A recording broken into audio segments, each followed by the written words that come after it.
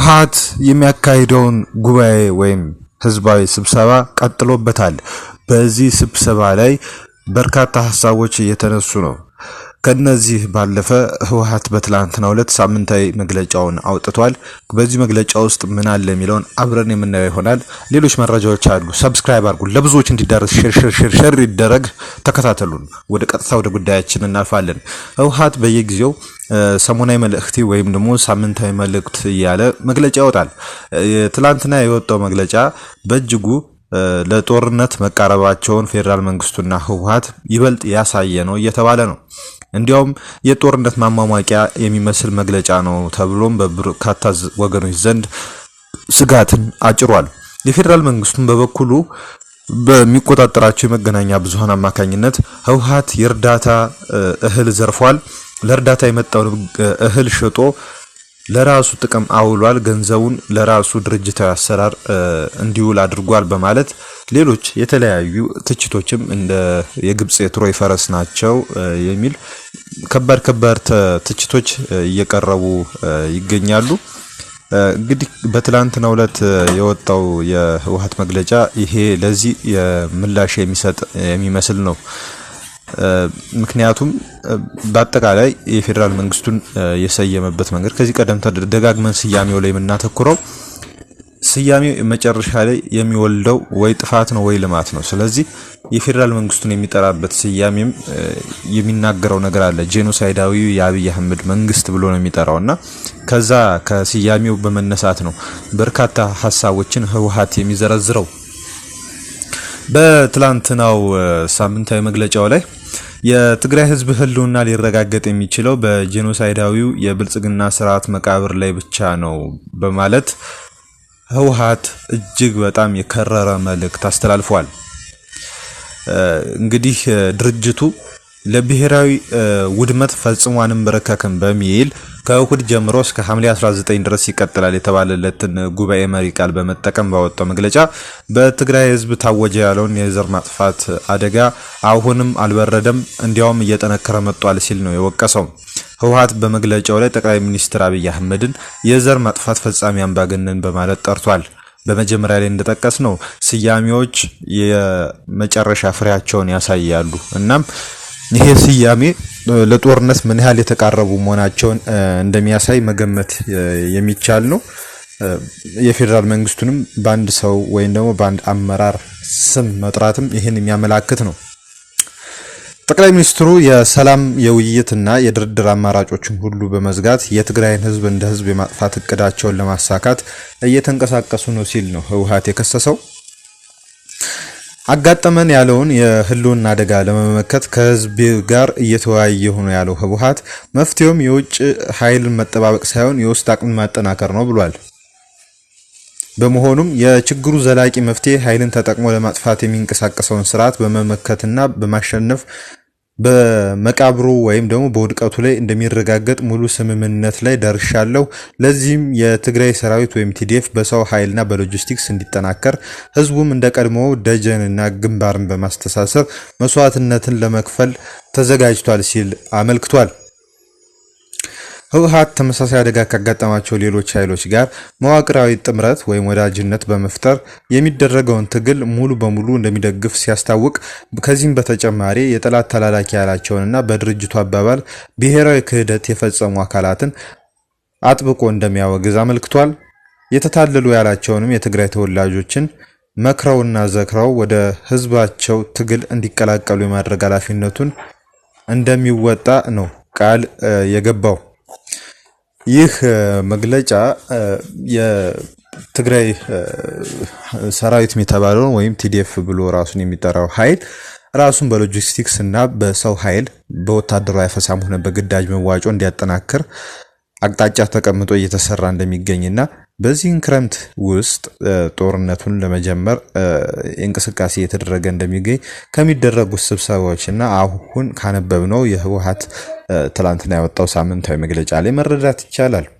በስብሰባዎቹም ላይም እኛ ብቻችንን አይደለም የአዲስ አበባውን መንግስት የምናወርደው ከተለያዩ ከኦነግም ከሌሎች ኃይሎችም አጋርነት አለን። ስለዚህም ይሄ አጋርነት ለኛ የሚጠቅመናል ሲሉ እሁድ ዕለት በአንድ ስብሰባ መድረክ ላይ የህወሓት ጽህፈት ቤት ኃላፊ የሆኑት ወይዘሮ ፈትለወርቅ ገብረ እግዚአብሔር ተናግረዋል። ይህ እንግዲህ ፋኖም ሆነ ኦነግ ይሄ መንግስት ቅሬታ እዚህ መንግስት ላይ ቅሬታም ስላለባቸው ቅሬታም ኖሯቸውም ትጥቅም ስላነሱ ከኛ ጋር ስትራቴጂካዊም ባይሆን ታክቲካዊ ጥምረትን ፈጥረውም ቢሆን አሁን ያለውን መንግስት ሊያወርዱት ይችላሉ። እኛም ብቻችንን 4 ኪሎ መንገባበት ምንም አይነት ምክንያት የለም። የጋራ ኃይል ፈጥረን ነው የምንንቀሳቀሰው ብለዋል። ዶክተር ደብረጽዮንም በተመሳሳይ ስለ ጽምዶ እንቅስቃሴ ጠቃቅሰው ነበረ። ከቀደመው ጦርነት አንፃር በአሁኑ ብቻችንን አይደለንም የሚል አይነት ሐሳብ በመቀሌ ከተማ በተካሄደው ጉባኤ ላይ ገልጸዋል። የትግራይ ክልል ምክትል ፕሬዝዳንት የሆኑት አቶ አማኑኤል አሰፋ የህወሓት ምክትል ሊቀመንበር ናቸው። የትግራይ ህዝብ ህልውና የሚረጋገጠው በአብይ አህመድ ጄኖሳይዳዊ አገዛዝ መቃብር ላይ ነው ሲሉም ተናግረዋል። እንግዲህ ከፕሪቶሪያ ስምምነት በኋላ የትግራይ ህዝብ ህልውና አደጋ ላይ የሚጥሉ ተከታታይ ውሳኔዎችን አስተላልፏል በማለት የፌዴራል መንግስቱን ከሰዋል። በዚህም በህዝቡ ቁስል ላይ ጨው እንደመጨመር እየተሰራ ይገኛል በማለት አመልክተዋል። አቶ አማኑኤል ከአድዋ ከተማ ነዋሪዎችና ከምዕራብ ትግራይ ተፈናቅለው ከመጡ ዜጎች ጋር ውይይት አድርገው ነበረ። በትግራይና እንግዲህ ይሄ የትግራይ ቴሌቪዥን ዘገባ ነው። በትግራይና በኢትዮጵያ ነው የሚለውና ትግራይም ራሷን የቻለች ሀገር ሆነች ወይ ብሎ የሚያሰኝ ዘገባ ነው እዚህ ጋር ያየ ነው። እንግዲህ በትግራይና በኢትዮጵያ ሰላም ለማምጣት የተፈረመው የፕሪቶሪያው ስምምነት ጄኖሳይዳዊ አገዛዙ እየጣሰው ይገኛል ብለዋል። እንግዲህ የህወሓትን እውቅና መሰረዝ የ4 ኪሎ አገዛዝ ከግለሰቦች ጋር እንደተፈራረመ በፓርላማ ፊት ተናግሯል ሲሉ አቶ አማኑኤል አሰፋ ተናግረዋል። ይህም ተግባሩ የአገዛዙን ጸረ ሰላም ተግባር ማሳያ ነው ሲሉ ወቅሰዋል። የሰላም አማራጩ እንዲተገበር እስከ መጨረሻ ጥረት ተደርጓል ብለዋል አቶ አማኑኤል አሰፋ። ይህም ማለት ሰላማዊ የንግግር አማራጮች በሙሉ ተጠቅመናል፣ አሁን ተራው የጉልበት ነው የሚል ነው። እናም ካገዛዙ ሰላም፣ ፍትህና የጸጥታ ደህንነት መጠበቅ አይቻልም ሲሉ መረር ባለ ሁኔታ ወቅሰዋል። በእጅጉ ትንሽ አነጋጋሪ ሆኖ ያመጡት ነገር ምንድነው? አቶ አማኑኤል በአገዛዙ ምክንያት ህልውናቸው አደጋ ላይ ከወደቁ አጎራባች ህዝቦች ጋር በመተባበር ለመስራት የሚያስችል አሰራር በህዝቡና በትግራይ ክልላዊ መንግስት ዘንድ ተቀባይነት አግኝቷል ሲሉ ነው የምክትል ፕሬዝዳንቱ የተናገሩት። እንግዲህ እሳቸው ከተናገሩት ላይ ስንነሳ ቅድም የጠቀስነውን የአጎራባች ኃይሎች ጥምረት ነው እዚህ ጋር የሚጠቀሰው። የህወሓት ሰዎች በዚህ ዙሪያ ስራዎችን እየሰሩ እንደሚገኝና ትላንትና ባቀረብንላችሁ ሰነድ ላይ እንደተመላከተው በተመሳሳይ ሁኔታ ከሌሎች ኃይሎች ጋር ለመስራት ወታደራዊ እቅዶች እንደወጡ ከወዲሁ መገመት ይቻላል። አሁንም ህወሓት እነዚህን ስብሰባዎች አጠናክሮ ቀጥሏል። የነዚህ ስብሰባዎች መጨረሻ ወደ ከዚህ ቀደም እንዳለው ወደ ጦርነትን ወደ ማዋለድ እንደሚያመራ ግልጽ ነው። በምን ያህል ጊዜ ውስጥ የሚለው ነው በእርግጠኝነት መናገር የማይቻለው። ብዙዎቹ እንደሚጠብቁት በዚሁ የክረምት ወራት ሐምሌና ነሐሴ ውስጥ ሊከሰት ይችላል የሚል ስጋት አላቸው። ጦርነቱ እንግዲህ የሚሆነውን አብረን የምናየው ይሆናል። ወደ ሌላ በኩል እናልፋለን። ደግሞ ከመቀሌ ወደ አዲስ አበባ እንመለስና በለውጥ ፈላጊዎች ብለው ራሳቸውን በሚጠሩ ወገኖች ዘንድ ምንድነው ያለው ነገር በሚል አንዳንድ መረጃዎች እየወጡ ይገኛሉ። የለውጥና የሰላም ምክር ቤት የሚልም መቋቋሙ የሚታወቅ ነው። እንግዲህ በዚህ ውስጥ ግን አለመግባባቶች እንዳሉ አንዳንድ የመረጃ ምንጮች እየገለጹ ነው። በግልጽም እንዳየነው በተለያዩ መድረኮች ላይ ሽማግሌዎች ሊመሩን አይገቡም፣ ከዚህ በፊት የፖለቲካ ችግር መነሻ የነበሩ ሰዎች ወደ መድረኩ ሊመለሱ አይገባም የሚል ትችት እየቀረበ ነበር። አሁንም ቢሆን በተለያዩ አቅጣጫዎች ራሳቸውን ችለው እነዚህ ወገኖች የየራሳቸውን አምበል ወይም ደግሞ መሪ መርጠው እየተንቀሳቀሱ ይገኛሉ። በግልጽ ባይታይም ግን የቡድን ስራዎች ማለትም ቡድናዊ እንቅስቃሴዎች ተጠናክረው እንደቀጠሉ ይመስላል። እንግዲህ አንደኛው ቡድን በጀነራል ጻድቃን ገብረትንሳኤ የሚመራ ቡድን ነው ብለዋል የውስጥ አዋቂ ምንጮች።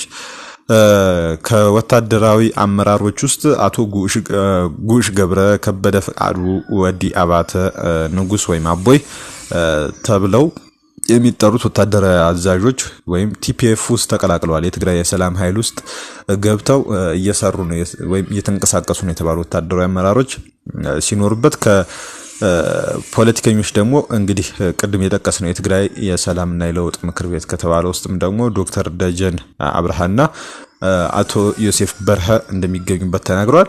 በወዲ አንጥሩ በኩል ወዲ አንጥሩ ማለት የትግራይ የሰላም ኃይል ዋና ወታደራዊ አዛዥ እንደሆኑ የሚነገርላቸው ሰው ናቸው። በእርሳቸው የሚመሩት እንግዲህ ጀነራል ዘውዱ ኪሮስ፣ የአረናው አምዶም ገብረስላሴ፣ የስያ ብርሃ ወንድም አቶ አሰፋ ብርሃና መንግስት አብ ተስፋዬ ናቸው።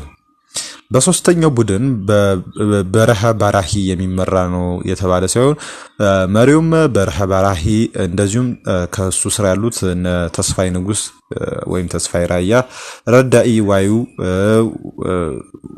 ይሃ ሚዲያ እንደ ሚዲያ ክንፍና ኦሪያ ሚዲያ የሚባሉ ሁለቱ ሚዲያዎች ለዚህ ቡድን እንደ ልሳን እያገለገሉ ይገኛሉ ተብሏል።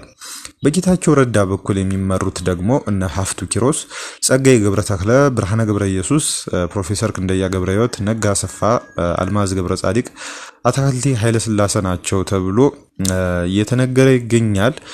በሌላ በኩል ደግሞ በዶክተር አብርሃም በላይ እንግዲህ ቡራኬ የተሰጣቸው ኃይሎች አሉ ተብሏል፣ ወይም ወገኖች አሉ።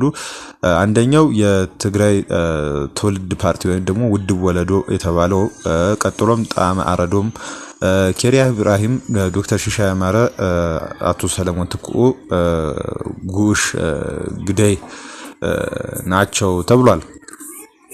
እንግዲህ በእነዚህ ሁሉ ቡድኖች ስር ያሉት እነዚህ ኃይሎች እንግዲህ የተለያየ አይነት ገጽታ ያላቸው ሲሆን ከሁሉም ቡድኖች በበለጠ የደጋፊና የባለሀብት ድጋፍ እያገኘ ያለው በዶክተር አብርሃም የሚመራው ቡድን ነው ተብሏል። እንግዲህ የዶክተር አብርሃም ቡድን ከጻድቃንና ከጌታቸው ቡድን ጋር ከፍተኛ የሆነ ፍትጊያ ውስጥ እንዳሉ የተነገረ ሲሆን ስምረትን ለማፍረስ ሲባል ነው ውድብ ወለዶ የተሰኘው ድርጅት የተመሰረተው በዶክተር አብርሃም በላይ አማካኝነት ሲሉ የመረጃ ምንጮች አመልክተዋል። እንግዲህ የተለያየ ይሄ በእነዚህ ቡድኖች እርስ በርሳቸው የተለያዩ እንቅስቃሴዎች ሲያደርጉ ይታያሉ። አንዱ አንዱን ጠልፎ ለመጣል በተለያዩ መልኩ ሲንቀሳቀሱ እናያለን። ይሄ ሁሉ እንግዲህ እንዲያውም ምንድነው የሚለው በዶክተር አብርሃም በላይ በኩል ያሉት አክቲቪስቶች ባለፈው ቅዳሜ ቀን የተካሄደውን ሰላማዊ ሰልፍ ስኬታማ እንዳይሆን የዋትስአፕ ግሩፕ ከፍተው የማደናቀፍ እንቅስቃሴ ለማድረግ የተለያዩ የማስተባበር እንቅስቃሴዎችን ሲያደርጉ ነበር። የማስተባበር ማለት ይሄ ሰላማዊ ሰልፍ ምንም አይነት ፋይዳ እንዳይኖረው ወይም ደግሞ ምንም አይነት ትርጉም እንዳይኖረው ለማድረግ እንቅስቃሴዎች ሲደረጉ ነበር። ከሁሉም በላይ በእነዚህ ቡድኖች ውስጥ ያለው ህመም የአካባቢዊነት ወይም ደግሞ አካባቢን የለየ የጎጠኝነት ህመም ነው በሚል የመረጃ ምንጮች አመልክተዋል። ሌሎች መረጃዎች ሲኖሩ እንግዲህ ለእናንተ ይዘን የምንቀርብ ይሆናል። ወደ በኋላ ላይ በተመሳሳይ አይነት የተለያዩ መረጃዎችን ይዘን እንመጣለን። ሰብስክራይብ አድርጉን። አብራችሁን ስላላችሁ እናመሰግናለን። ሚኪያስ ሚዲያ፣ ሚዛናዊነትን በተግባር። መልካም ጊዜ